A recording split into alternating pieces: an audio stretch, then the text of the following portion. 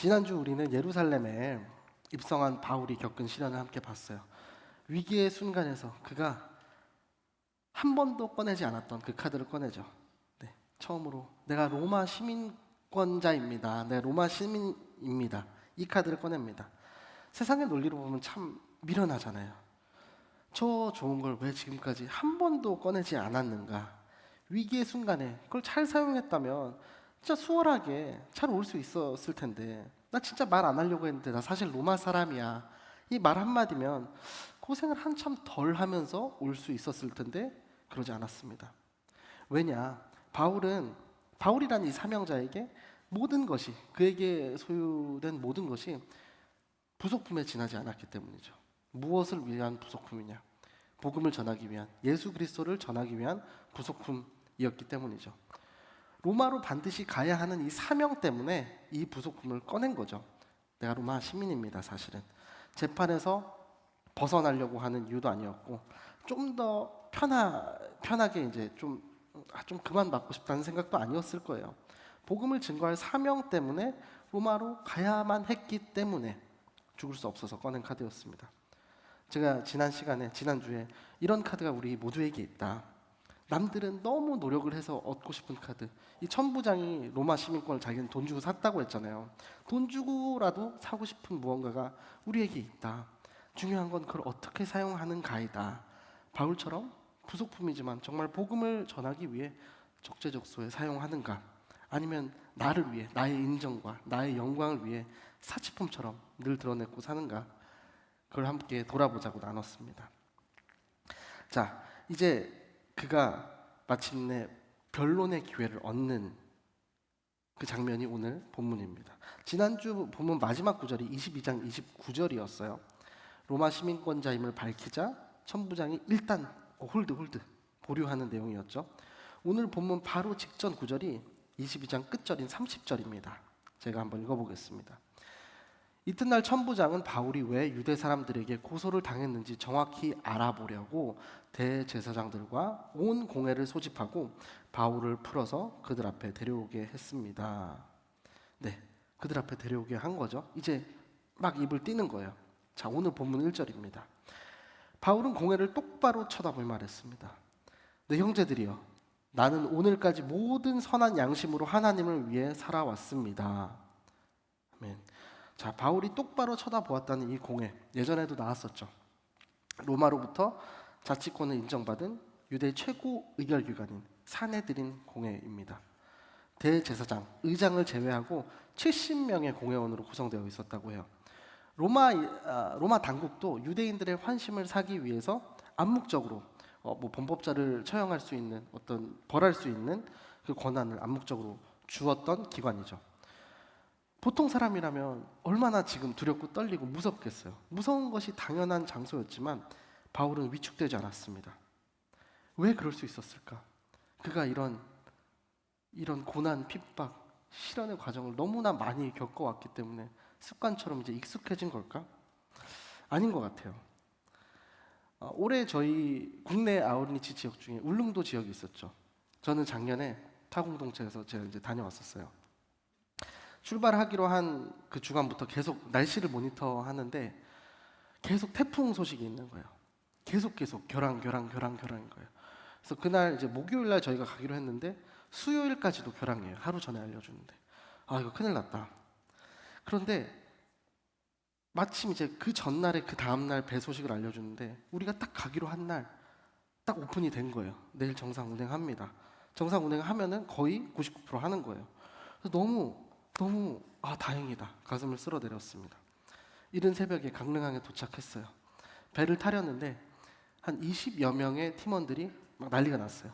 멀미약 붙이고 먹고 막 온 준비를 하는 거죠.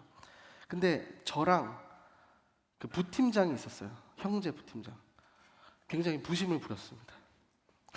우리 멀미 절대 안 한다. 그런 거 안 한다. 그런 거는 하남자가 하는 거다. 절대 우리 안 한다. 그래서 탔는데 약간 심상치 않은 거예요. 이 배가 분명히 출발 안 했는데 이 꿀렁거림이. 그래서 어떤 스태프분이 나와서 이 검은 봉지를 막 지금 가져가실 분들 안내 방송 드립니다. 이거 지금 가져가시라는 거예요. 2차 3차 사고가 날 수 있다는 거죠. 뭐 오다가 넘어지거나 그럴 수 있다는 거죠. 어, 저희는 굽히지 않았습니다. 멀미봉투 무슨 하남자나 하는 거지. 근데 제가 후회하는데 한 2분 정도 걸린 것 같아요. 온 배가 이제 아수라장이 됐습니다. 제가 어떤 느낌이었냐면 바이킹 끝자리를 타는데 아무 규칙이 없는 거예요. 패턴이 없는 그런 느낌이었어요. 온 배가 아수라장이 되었고 하나님 이거 진짜 결항되는 게 맞지 않아요? 이런 생각이 막 들었어요. 살려주세요. 막 절로 나왔습니다. 그렇게 4시간 정도를 버티고 갔습니다. 첫날에는 저녁 예배를 드리고 주로 팀원들이 이제 회복하는 데 좀 주력을 했습니다. 그리고 우리를 반겨주신 사모님과 교제의 시간을 가졌는데 그게 궁금한 거예요. 사모님, 여기 뱃사람들, 섬 사람들이죠. 울릉도 사람들은 많이 이제 육지 들락날락거리면 배멀미 익숙해지나요? 그랬더니 해맑게 웃으시면서 에이 그런 거 없다는 거예요. 수십 번을 탔지만 매번 너무 힘들다는 거예요. 그런 것 같아요. 이 고난이라는 거, 어려움이라는 건 2번, 3번, 5번, 10번 찾아와도 비슷한 패턴을 가지고 온다고 해도 우리한테 쉬워지거나 편해지지 않는 것 같아요. 그때마다 어렵습니다. 바울도 그렇지 않았을까? 늘 두렵고 떨리지 않았을까? 늘 굉장히 그 죽음의 위협 앞에서 작아지지 않았을까? 그가 그를 죽이려는 수백 명의 사람들 앞에서 위축되지 않을 수 있었던 이유, 자기 변론과 간증을 쏟아낼 수 있었던 이유는 이건 말고는 설명이 안 되죠. 그가 성령에 매여서 사명을 향하여 달려가는 사람이었기 때문에. 자, 2절 3절을 이어서 보겠습니다. 이 말에 대제사장 아나니아는 바울 곁에 서 있던 사람들에게 그 입을 치라고 명령했습니다. 그러자 바울이 그에게 말했습니다. 하나님께서 당신을 치실 것이요 당신은 회칠한 무덤과 같소. 당신은 거기 앉아 율법에 따라 나를 심판하면서 도리어 당신 자신은 율법을 어기고 나를 치라고 명령하고 있지 않소. 바울도 성질 있는 사람이죠. 입을 치라고 했더니 당신은 회칠한 무덤과 같소. 위압적인 분위기에 전혀 눌리지 않았어요. 당당히 자기 할 말을 했습니다. 그랬더니 이제 4절에 곁에 서 있던 사람들이 이렇게 말하는 거예요. 어디 감히 하나님의 대제사장을 모욕하냐. 곁에 있던 사람들이 얘기하는 거죠. 네가 뭔데? 너 뭔데? 너 뭐 돼? 그러는 거죠. 그랬더니 바울이 즉각적으로 자기의 잘못을 인정하는 게 5절 내용입니다. 형제들이여, 나는 그가 대제사장인 줄 몰랐습니다. 기록되기를 내 백성의 지도자를 모욕하지 말라고 했으니 말합니다. 자, 여기서 제가 드리고 싶은 첫 번째 메시지예요. 하나님의 사람, 무섭다고 뭐 위축되었다고 아니면 뭐 내 아집에 내 고집에 앞뒤 안 보고 내 말만 맞다고 하지 않죠. 아무것도 모르는 너희들이 틀린 거야. 자기 고집을 내세우지 않아요. 형제들이여, 나는 그가 대제사장인 줄 몰랐습니다. 이 말씀이 출애굽기 22장 28절의 말씀을 인용한 거예요. 하나님을 모독하지 말고 내 백성의 지도자를 저주하지 마라. 이 말씀을 인용하면서 자신의 잘못을 이제 인정하고 있는 부분이죠. 이를 통해 바울이라는 이 사명자가 갖추고 있었던 몇 가지 모습을 우리가 볼 수 있죠. 첫 번째는 말씀을 정말 잘 알고 있었구나. 그렇죠? 잘 적용했구나. 자기에게 뭐 유리할 때, 불리할 때 따지지 않고 정말 객관적으로 잘 적용했구나. 근데 우리가 한번 생각해 보면은 우리 모습 중에 그럴 때 있잖아요. 유리한 쪽으로 말씀을 재단하고 한 절만 이렇게 재단하는, 이렇게 적용하는 경우들이 있잖아요. 이게 단골 문제인데 가끔 술 문제를 가지고 저한테 고민하는 청년들이 가지고 오는 구절이 있어요. 디모데전서 5장 23절입니다. 이제부터는 물만 마시지 말고 그대의 위장과 잦은 병을 생각해 포도주도 조금씩 먹도록 하여라. 이게 진짜 단골 구절입니다. 자신에게 유리한 게 갖고 오는 대표 구절이죠. 먹어도 된다는데요. 조금은 된다는데요. 성경에 써 있는데요. 뭐 이렇게 얘기하는 거죠. 근데 우리가 조금만 문맥적으로 보면 잘못된 해석이라는 거 금방 알 수 있죠. 바울이 왜 이렇게 했냐? 위장병이 있어서 소화가 잘 안 되었던 디모데에게 권한 거잖아요. 평소에 포도주를 마시지 않았던 그 디모데였기에 조금씩 마셔보라고 한 이런 대목. 소화 기능을 도와주는 포도주니까 어떤 조언인 거죠. 이렇게 조금씩 해봐라. 절대로 술에 대한 어떤 뭐 자유, 죄책감을 덜어주는 구절이 아닙니다. 자, 다시 본문으로 돌아와서 보면 바울의 상황이 어때요? 지금 너무 불리하잖아요. 자기를 죽이려고 지금 혈안이 되어 있는 사람들이 이렇게 있잖아요. 그들의 막 딴지를 그래도 받아주는 거예요. 최소한 말씀을 가지고 자신에게 쏟아붓는 공격에 나도 여러분처럼 말씀을 알고 있는 사람입니다. 제가 몰랐습니다. 인정합니다. 사도 바울의 어떤 겸손한 모습을 볼 수 있는 거죠. 하나님께 쓰임 받는 사람들의 공통적인 특징이 되기도 하고요. 좋은 대인 관계를 갖고 있는 사람들의 또 특징이기도 하죠. 잘못을 알았을 때 이리저리 핑계 대지 않습니다. 내가 잘못했을 때, 실수했을 때 메이크업하는 가장 빠른 비결이 잘못했다고 인정하는 것을 알고 있는 사람들이죠. 자, 다윗의 경우 어때요? 우리와 다르지 않는 사람. 하지만 다윗은 사울 왕이 부당하게 자신을 죽이려고 했을 때 몇 번이나 그를 살려줬죠. 그 기회를 사용하지 않았습니다. 주께서 기름 부은 자를 내가 해칠 수 없다. 하나님의 주권을 인정했죠. 이러한 다윗을 향해 하나님은 정말 자신의 마음에 합한 자라는 칭찬을 하셨어요. 다윗이 왕권이 이제 안정된 이후에는 어때요? 밧세바라는 여인과 간음하고 아닌 척하면서 남편을 죽음으로 내몰았잖아요. 그런데 나단 선지자가 와서 당신이 범죄했다 얘기하니까 즉각적으로 무릎을 꿇죠. 잘못을 인정합니다. 회개합니다. 바울도 마찬가지예요. 실수하고 즉각적으로 인정하는 모습을 보이는 거예요. 제가 아내랑 갈등이 있을 때, 연애할 때도 그렇고 제가 너무 슈퍼티니까 계속 어떤 과정에서 내가 어떤 말을 잘못해서 그게 어떻게 기분을 나쁘게 했을까? 그러면 나는 과연 어떤 말을 해서 이걸 메이크업할 수 있을까? 이렇게 많이 시간을 쏟았어요.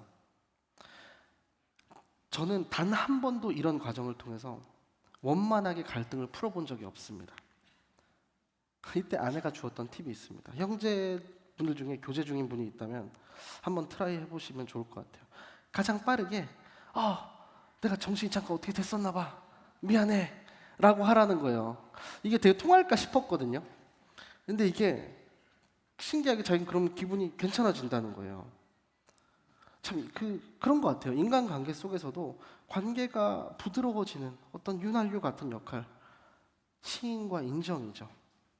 오늘 말씀을 통해서 이런 인정할 수 있는, 시인할 수 있는 겸손함이 여러분에게 허락되기를 예수님의 이름으로 축복합니다.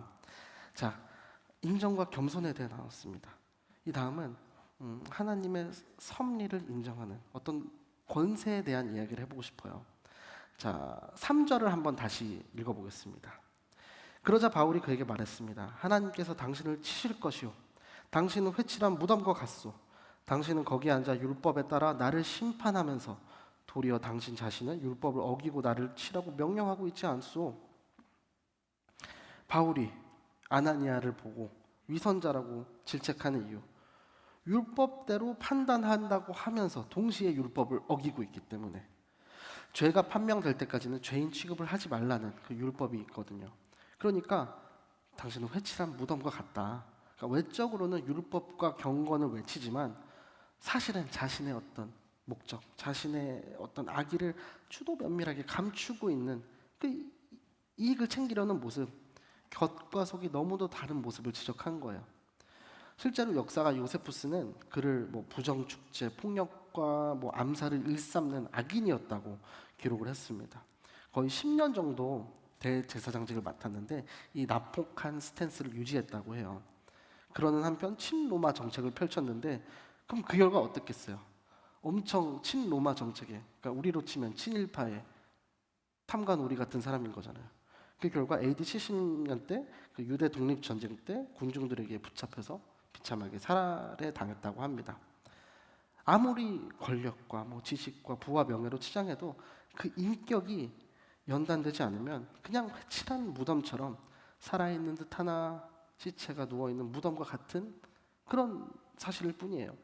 우리가 좀 전에도 읽었지만 바울이 이런 악인이었던, 정말 껍질만 대제사장이었던 아나니아, 그를 인정하는 걸 봤어요. 그에게는 겸손함도 있었지만 사실 그것뿐만이 아니었습니다. 자, 5절에 이렇게 얘기하죠. 형제들이여, 나는 그가 대제사장인 줄 몰랐습니다. 기록되기를 내 백성의 지도자를 모욕하지 말라고 했으니 말합니다. 자, 겸손함도 있었지만 또 뭐가 있었어요? 위로부터 오는 권세를 인정하는 자세가 있었어요. 대제사장이라는 권세를 인정한 거죠. 저는 이제 두 초딩을 키우는 학부모인데요. 요즘 참 안타까운 게 교권이 무너졌다, 이걸 이제 말로만 듣다가 뉴스로만 보다가 굉장히 이제 실감하고 있습니다. 물론 제가 뭐 저희라고 하지 않을게요. 저 어렸을 때 뭐만 하면 뭐 엎드려 뭐 뛰고 맞고 이런 것이 맞다는 얘기는 뭐 아닌데요. 물론 뭐 잘못한 선생님들도 계셨던 것 같아요. 근데 확실한 건 요즘은 이 교권을 인정하는 분위기 자체가 조성이 되지 않는 것 같아요. 예전에는 뭐 대화와 훈육이라는 프로세스가 있었다면 이제는 고소, 맞고소, 뭐 녹취, 신상털기 이렇게 이어집니다. 계속되는 학교의 비극들이 그냥 개인의 비극으로만 보기 어려운 이유죠. 가정도 마찬가지죠. 부모의 권위가 무너지면 가정이 참 안 무너지기 어렵습니다. 마찬가지죠. 이 세상이 온전하게 서기 위해서 하나님이 세우신 권세를 인정하는 자세가 우리에게 요구되는 거예요. 그럴 때 우리 사회와 우리 공동체, 예수 그리스도의 피값으로 사신 이 교회가 세워지는 겁니다. 로마서 13장 말씀을 제가 좀 발췌해서 읽어드릴게요. 1에서 3절 그리고 7절입니다. 각 사람은 위에 있는 권세들에게 복종하십시오. 무슨 권세든 하나님께로부터 오지 않은 것이 없고 이미 있는 권세는 다 하나님께서 세우신 것입니다. 따라서 권세에 대항하는 사람은 하나님의 명을 거역하는 것이니 거역하는 사람들은 심판을 자초할 것입니다. 통치자에 대해서는 선한 일 때문에 두려워할 것이 없고 악한 일 때문에 두려움의 대상이 됩니다. 권세자를 두려워하지 않기를 원하십니까? 선을 행하십시오. 그러면 그에게 칭찬을 받을 것입니다. 여러분은 모든 사람에게 의무를 다하십시오. 조세를 바쳐야 할 사람에게 조세를 바치고 관세를 바쳐야 할 사람에게 관세를 바치고 두려워해야 할 사람을 두려워하고 존경해야 할 사람을 존경하십시오. 권세에 대한 유명한 그 구절입니다. 물론 이걸 되게 잘못 사용해서 자신의 이득만을 위해 사용한 사람들, 집단들이 있었어요. 역사적으로. 언뜻 보면 권력을 절대화하는 말씀처럼 보일 수 있죠. 실제로 많은 독재자들이 이 말씀을 자신의 독재를 합리화하는 근거로 사용했습니다. 일제 강점기 때도 그랬죠. 제국주의자들이 일본에 저항하던 기독교인들을 탄압할 때 너희들 보는 성경에 이렇게 써 있지 않냐? 위에 있는 권세에게 복종하라고 되어 있지 않냐? 전형적인 이런 잘못된 해석으로 사람들을 탄압했습니다. 신학자 톰 라이트는 전체주의 정부는 대륙을 황폐화시키고 민족들을 살상했다. 그들을 추종했던 수백만 명의 사람들을 비인간화시킨 2차 대전이 있었다. 로마서를 가지고 그들의 정치학적 해석, 선입견을 잘못 삽입한 결과였다. 그래서 전쟁 이후 로마서 13장 초반의 이 7구절은 온갖 비방을 당하고 엄청난 비극의 원인으로 지목됐다.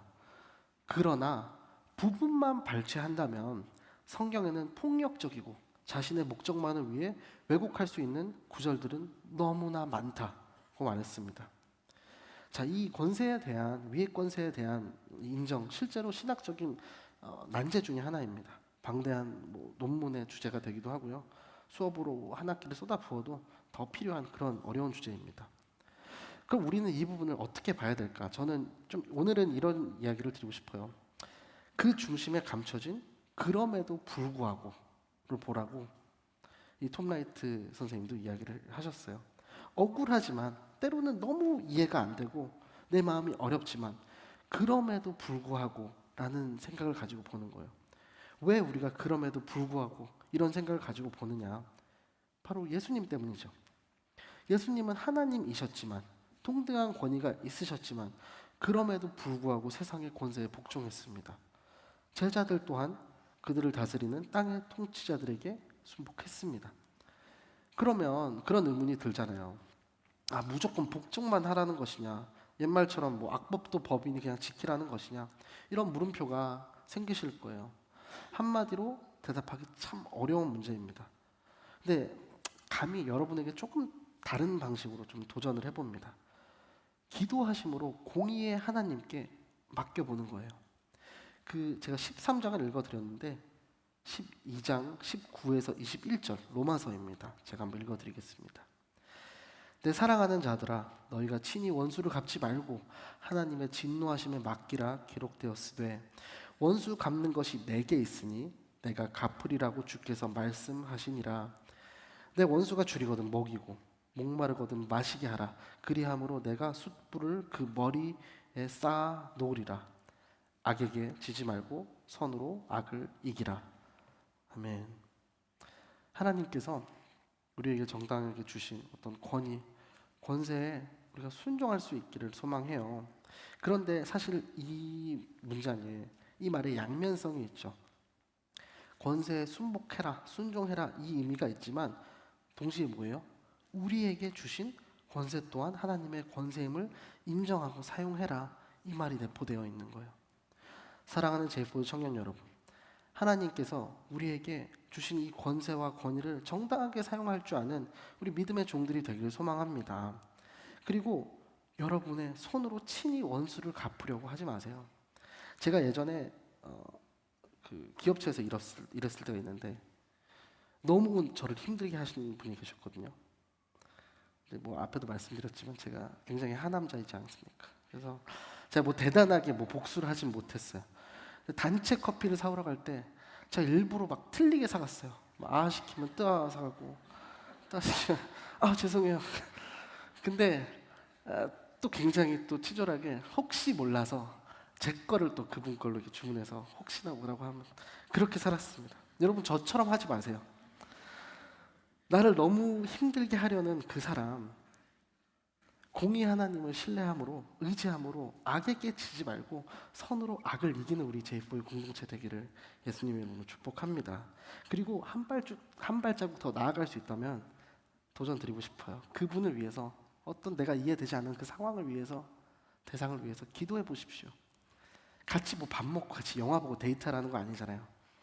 아나니아와 같이 힘들게 하는 그 사람 있겠죠. 그 사람을 정말 주님의 마음을 가지고 불쌍하게 여길 수 있도록 주님의 긍휼하심을 구하는 그 축복하는 기도를 한번 해보십시오. 그럴 때 우리는 악에게 지지 않고 선으로 악을 이기는 거예요. 자, 인정과 겸손에 대해 얘기했고요. 세상의 권세를 인정하는 그 바울의 모습을 봤습니다. 이제 마지막입니다. 사명자가 달려가는 과정, 하나님의 어떤 지혜와 보호하심에 대해 이야기하고 싶어요. 6절, 7절을 제가 읽겠습니다. 그때 바울은 모인 사람들 가운데 일부가 사두개파이고 다른 일부는 바리새파임을 알고 공회에서 크게 외쳤습니다. 내 형제들이여, 나는 바리새파 사람이며 바리새파 사람의 아들입니다. 나는 지금 죽은 사람들이 부활할 것이라는 소망 때문에 재판을 받고 있습니다. 그가 이렇게 말하자 바리새파 사람들과 사두개파 사람들 사이에서 논쟁이 일어나 회중은 반으로 나뉘었습니다. 자, 바울이 공회 앞에서 아나니아를 비난한 데 대하여 공식적인 이제 사과를 했어요. 그래도 여전히 이제 이 공회 분위기가 그걸로 뭐 가라앉지 않잖아요. 이때 지난주에 로마 시민권 카드를 꺼내든 것처럼 또 보여주지 않았던 새로운 패턴을 보여줍니다.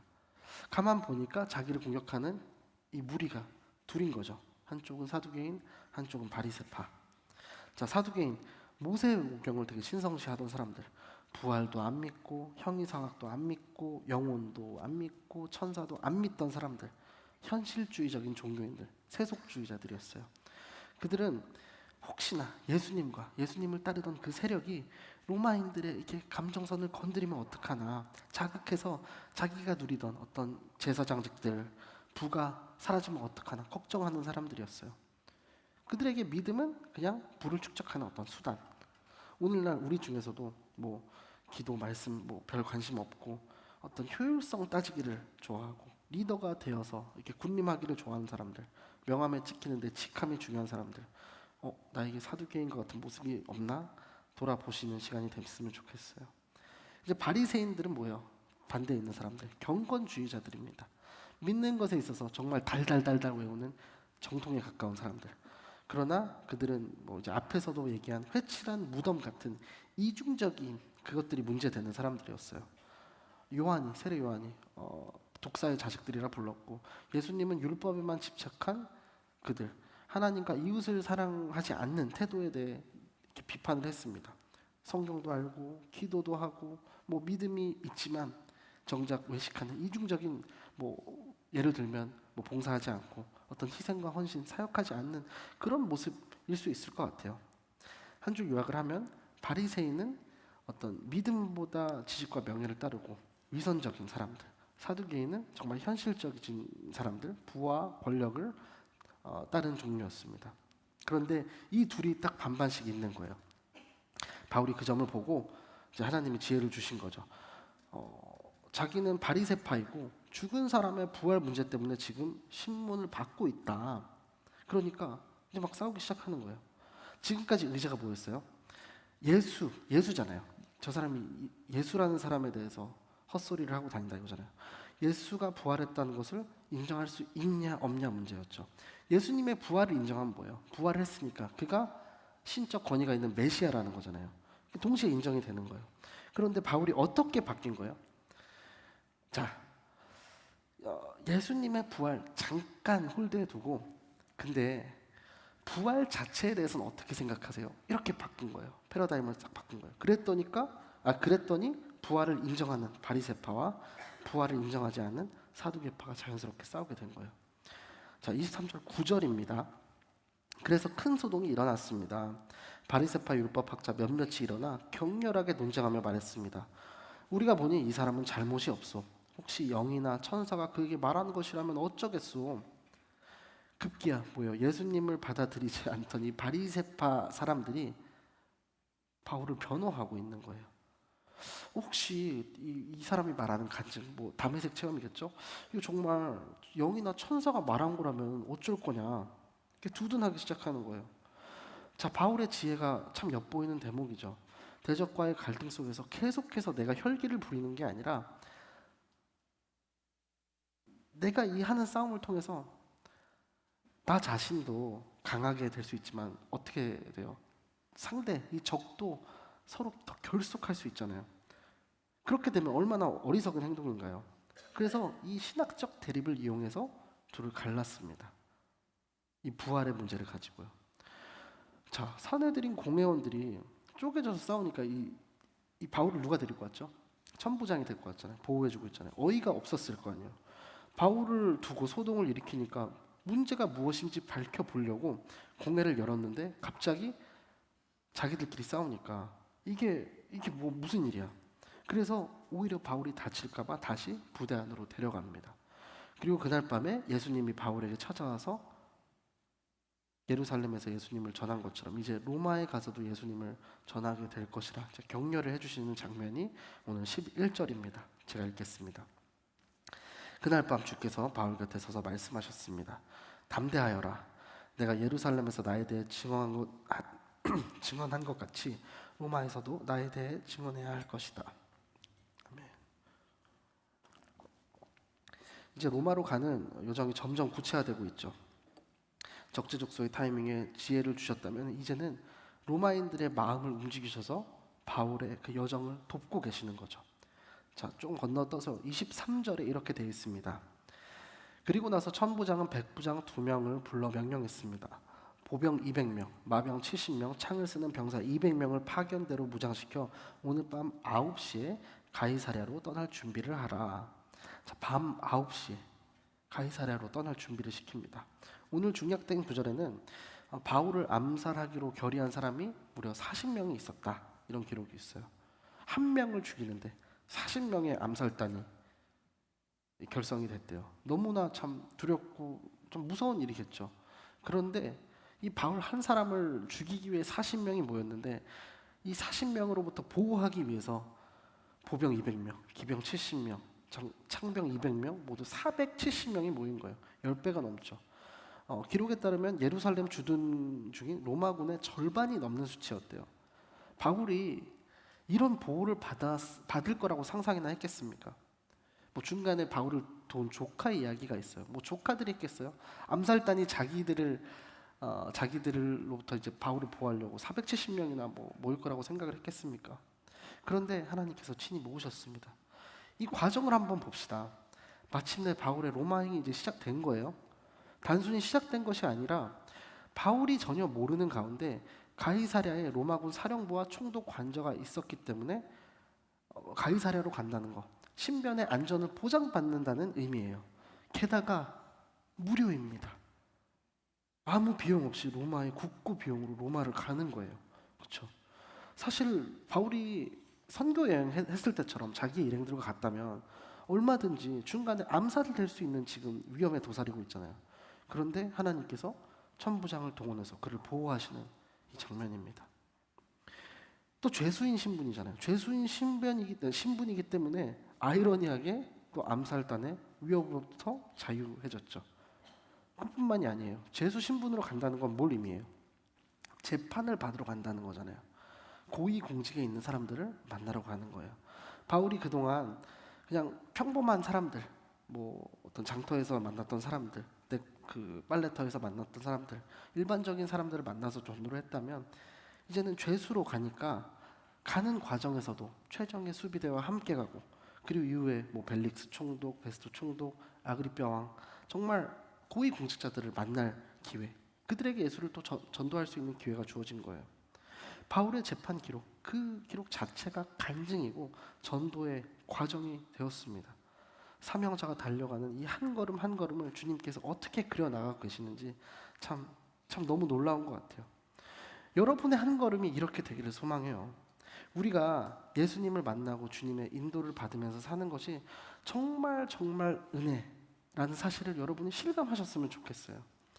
그럴 때 보이지 않던 것이 보일 거고요, 들리지 않던 것이 들리게 될 거고, 해석이 안 되던 나의 어려움들, 고난의 이유를 볼 수 있는 지혜와 분별력이 여러분에게 더해질 거라 믿습니다.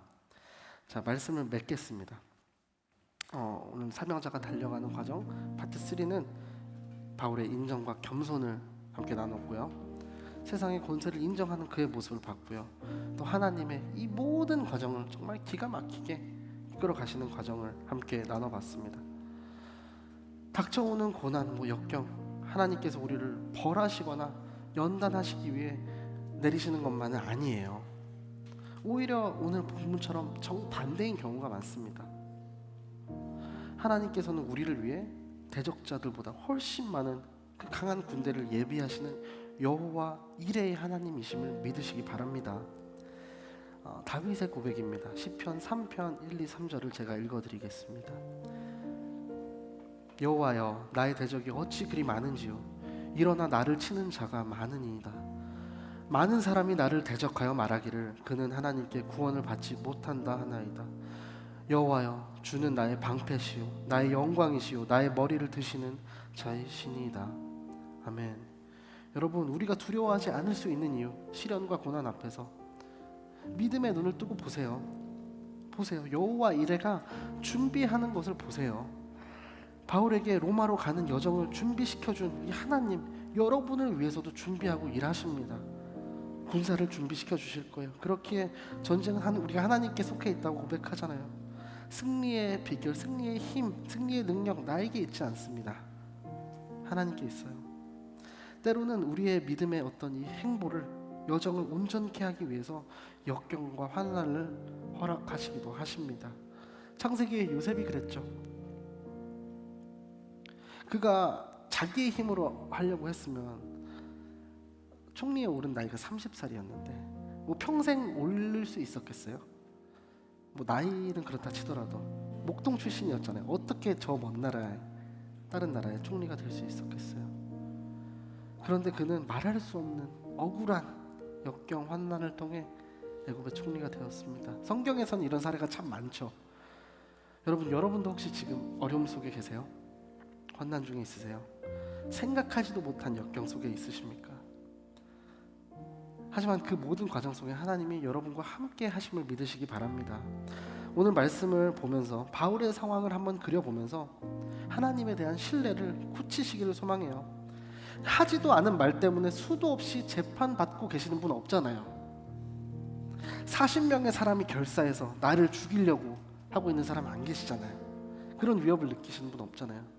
우리 인생에 닥치는 풍랑에도 우리 믿음의 행보를 도우시려는 하나님의 내재가 여러분과 함께 하고 계시다는 사실을 믿으시길 바랍니다. 악인들, 고난들, 우리의 인생을 회방시켜놓고 막 아수라장을 만들어 놓아도 하나님의 인도하심을 막을 수는 없어요. 하나님의 계획은 그 누구도 막을 수 없습니다. 그런 하나님의 뜻을 수행하는 자를 또한 해할 수가 없습니다. 그러므로 여러분도 확신을 가지십시오. 여러분 한 분 한 분이 부르신 그곳에서 하나님의 뜻을 드러내고 예수님의 사랑을 드러내는 사명자로 살아가세요. 사명자인 그 한 사람이 살아갈 때 그를 지키시는 하나님을 만나게 됩니다. 바라고 원하는 것은, 그리고 도전 드리고 싶은 것은 여러분 한 사람 한 사람 그런 사명자의 삶을 살아가시면서 그 과정 속에서 하나님을 더욱 신뢰하시라는 거예요. 그분께서 도와주시고요, 여러분의 필요를 공급해 주시고요, 지혜를 주십니다. 여러분에게 가슴속에 그 사명을 위하여, 내가 그 복음을 위하여 한 걸음 한 걸음 걸어갈 때 하나님께서 나를 지키실 것이다 확신하는 분들, 그런 삶을 위해서 함께 내가 기도하겠다, 그런 분들 함께 자리에서 일어나 주시겠어요? 그런 나를 위해 나의 방패가 되시고 나의 힘과 나의 구원자 되시는 하나님만을 기대하는 마음으로 다 함께 이 찬양을 올려드리겠습니다.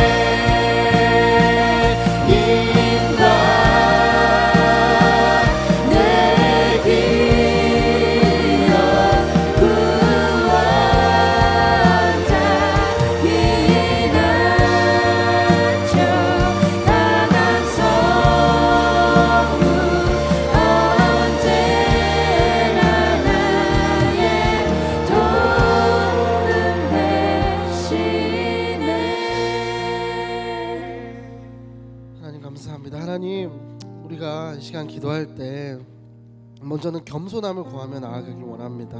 하나님, 하나님의 위대한 일에 동참하고 하나님 앞에 쓰임 받는 거 중요합니다. 하지만 그보다 먼저 우리가 죄인입니다. 우리의 정체성을 인정하게 하여 주옵소서. 하나님 앞에서 나의 죄인이라는 정체성을 시인함으로 온전히 주님의 주인 되심을 시인하는 이 겸손의 영을 허락하여 주옵소서. 주님, 우리의 인생에 찾아오는 억울한 순간들, 고난의 순간들, 마음의 어려움이 찾아오는 순간들 많습니다. 주님, 그 순간들 단순히 참아내고 견뎌내는 시간이 아니라 이 모든 시간, 이 모든 과정을 통해 우리의 마음과 영혼이 하나님 앞에서 겸손해질 수 있도록 나의 정체성에 대해 묵상하며 하나님과의 관계가 더 곤고해지는 시간 될 수 있도록 주님 역사하여 주옵소서. 주님, 하나님을 향한 나의 신뢰가 더욱더 깊어질 수 있도록 성령 하나님 역사하여 주옵소서.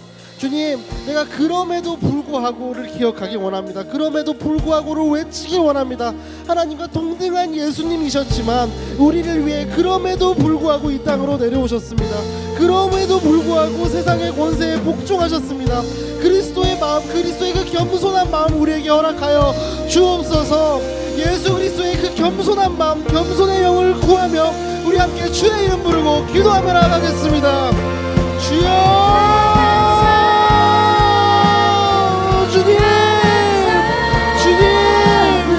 주님, 그리스도의 겸손한 영을 구하며 나아갑니다. 주님.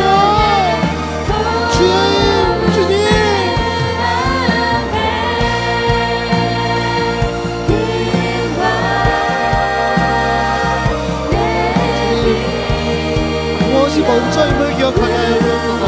내가 철저하게 당신의 은 없이는 살아갈 수 없는 전적으로 타락한 죄인입니다.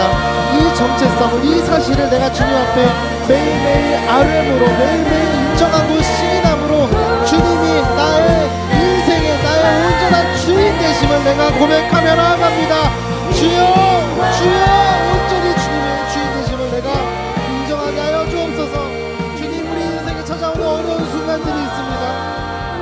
나의 마음이 답답해지는 억울한 순간들, 고난과 핍박과 어려움이 찾아오는 순간들, 주님, 그 시간들 단순히 견뎌내는 시간이 아니고 단순히 참아내는 시간이 아니라 정말 그 모든 시간과 과정을 통해서 하나님을 만나게 하여 주옵소서. 우리의 마음과 우리의 영혼이 하나님 앞에서 겸손해질 수 있도록 나의 정체성에 대해 묵상함으로 하나님과의 관계가 깊어지는 시간 될 수 있도록 주님 역사하여 주옵소서. 하나님을 향한 나의 신뢰가 더 깊어질 수 있도록 성령 하나님 역사하여 주옵소서. 주님, 내가 예수 그리스도의 겸손함을 기억하기 원합니다. 예수 그리스도 하나님과 동등한 능력이 있었지만 그럼에도 불구하고 이 땅에 내려오셨습니다. 그럼에도 불구하고 이 땅의 권세들에게 복종하셨습니다. 주님, 내가 무엇이건데, 주님, 내가 정말 예수 그리스도를 닮음으로 그분의 콘텐츠를 따라감으로 정말 예수 그리스도가 그러셨던 것처럼 주님, 내가 그럼에도 불구하고 하나님, 그럼에도 불구하고 외칠 수 있는 겸손의 영 그리스도의 마음을 허락하여 주옵소서. 주여, 주님,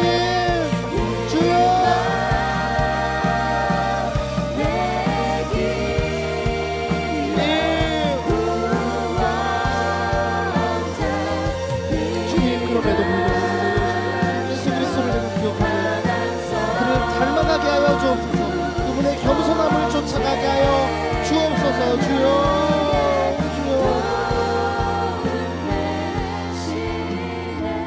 한 번 더 기도할 때 내가 공의의 하나님을 바라보길 원한다고 그렇게 기도하기를 원해요. 나를 어렵게 하는 상황들, 힘들게 하는 사람들, 내가 직접 보복하려는 죄악을 범하는 것이 아니라 공의의 하나님을 신뢰하는 그 기간으로 변화시켜 주옵소서. 악에게 지지 말고 선으로 악을 이기는 우리 J4요 공동체 되게 하여 주옵소서. 주님, 바라옵고 원하는 것은 우리가 한 발자국 더 나아가기 원합니다. 내가 그 사람을 위해서 세상의 기준으로는 피하고 저주해야 마땅한 그 사람을 위해서 그럼에도 불구하고 기도할 수 있는 나의 입술을 붙들어 주옵소서. 주님, 예수 그리스도가 그랬듯이 나를 힘들게 하는 사람을 되려 오히려 긍휼히 여길 수 있는 그리스도의 마음, 주님의 긍휼하심을 우리 마음에 부어 주옵소서. 주님, 오직 성령의 도우심을 구함으로 말미암아 우리의 원래 신분, 우리의 본래 신분, 그리스도의 자녀로서 합당하게 살아갈 수 있도록 우리들의 마음을 붙들어 주옵소서. 주님, 내 원수의 머리에 숯불을 쌓으실 공의 하나님을 신뢰할 수 있도록 우리의 마음을 붙들어 주옵소서. 성령 하나님, 우리의 마음을 붙들어 주시고 인도하여 주옵소서. 우리 성령 하나님의 인지하심을 구하며 공의 하나님을 신뢰하게 해달라고 우리 다 함께 주의 이름 부르짖고 기도하며 나아갑니다. 주여, 주님,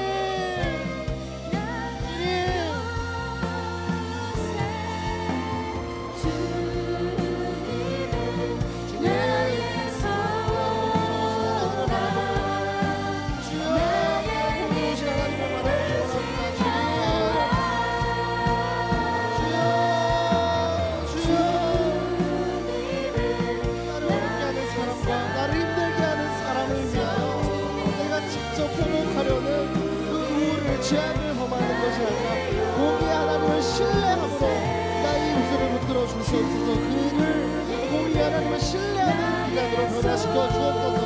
주님, 악에게 지지 않고 선으로 악을 이겨내는 우리 주님을 정말 한 사람 한 사람이 될 수 있도록 붙들어 주옵소서.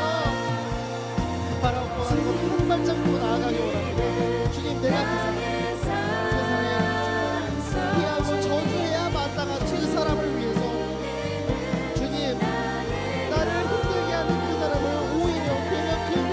수 있는 그리스도의 긍휼한 마음을 부어 주옵소서.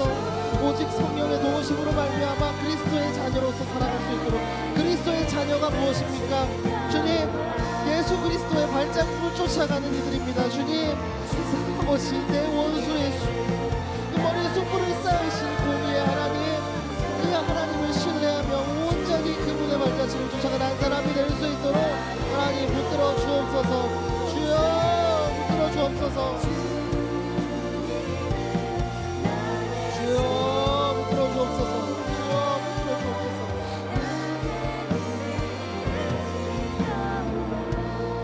마지막으로 기도할 때 우리 공동체를 위하여 함께 기도하기 원합니다.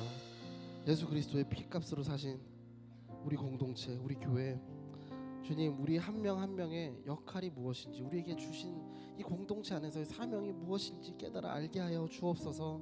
주님, 한 텀 이제 끝나는 지점에 있습니다. 주님, 새롭게 세워지는 리더십들을 위하여, 또 그동안 수고한 리더십들을 위하여 그 한 사람 한 사람의 이름을 알고 계시는 그 주님께서, 주님, 그들의 수고를 기억하시고 그들의 사명을 알고 계시는 그 주님, 그 한 명 한 명 그 리더십들을 붙들어 주옵소서. 주님, 우리에게 그리스도의 사랑, 그것보다 중요한 것이 없습니다. 그리스도의 사랑을 부어 주옵소서. 우리가 그리스도의 사랑 안에서 자유해지기 원합니다. 비본질이 본질을 가리지 않도록 우리의 영혼들을 깨워주시고 닫혀져 있던, 흐릿해져 있던 우리의 시야를 밝혀 주옵소서. 하나님의 지혜와 관용과 겸손, 그리고 그리스도의 사랑이 우리 제2후의 공동체에 충만하게 부어지기를 소망합니다. 때로는 우리 뜻과 다를지라도 공동체를 위하여 남을 이해하고 수용하고 받아들일 수 있는 겸손함을 우리에게 부어 주옵소서. 진리 안에서 우리를 자유케 하여 주옵소서. 모든 것을 덮고도 남는 그리스도의 사랑을 붙들게 하여 주옵소서. 나를 비우고 나를 그리스도로 가득 채우사 내 삶이 그리스도 외에는 어떤 자랑거리도 없게 하여 주옵소서. 우리 마지막으로 우리 그리스도의 사랑을 우리 공동체에 구하며 마지막으로 주의 이름 한번 간절히 부르짖고 기도하며 나아갑니다. 주여, 주님,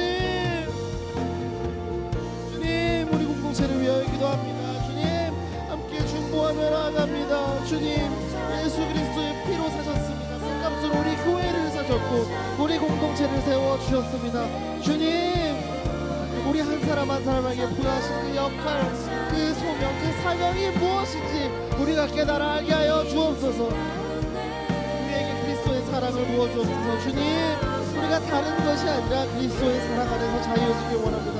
주님, 복음이 역사하지 못하도록 방해하는 잘못된 그 헛된 기준들 현혹되고 미혹되지 않도록 우리들의 마음을 붙들어 주옵소서.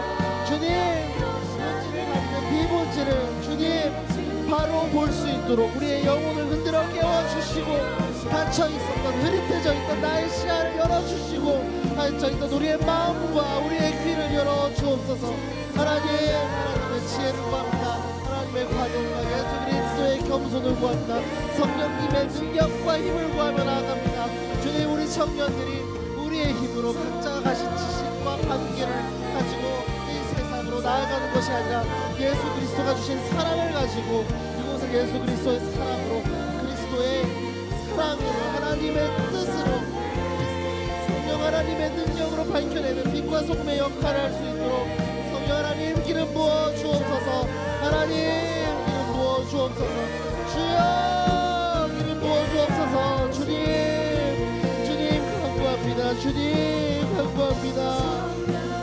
주여 우리 공동체를 긍휼히 여겨주시고 불쌍히 여겨주사 수고한 리더십들을 기억하여 주시고, 새롭게 세워지는 그 리더십들에게 성령 하나님의 기름을 부어주사 우리 공동체를 위하여 정말 조금도 내가 부끄럽지 않게 달려갈 수 있는 그 힘을 부어 주옵소서. 그들에게 격려와 회복을 하여 주시고 세임을 허락하여 주옵소서.